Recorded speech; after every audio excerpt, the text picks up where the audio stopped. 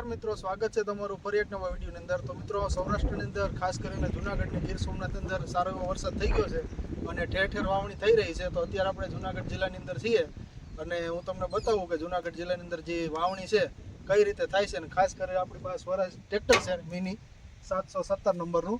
તો ચાલો તમને બતાવું કઈ રીતના અહીંયા વાવણીની સિસ્ટમ।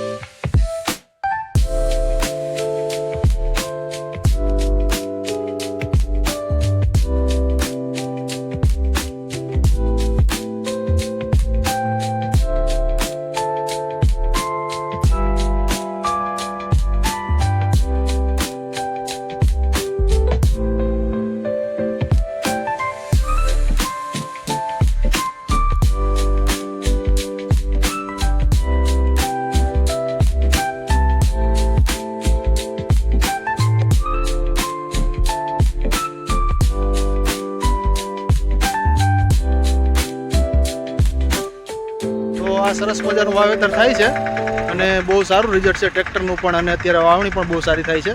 અને જે અહીંયા ઝાડી છે હારથી હારનું ડિસ્ટન્સ છે તે 20ની જાડી વાવેતર થાય છે। તો આ ગિરનાર 4 છે, આની અંદર થાયરમ મિક્સ કરેલી છે બિયારણની અંદર, અને આ રીતની આપણે 717માં સરસ મજાની ઓયણી ફિટ કરેલી છે।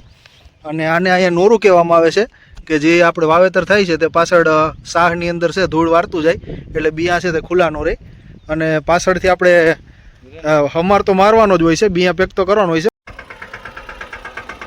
તો આ જોઈ શકો છો યુવરાજ સારું ચાલે છે, ગારો બહુ સારો છે ખેતરમાં, તો એ બહુ સરસ રીતે ચાલ્યું આવે છે।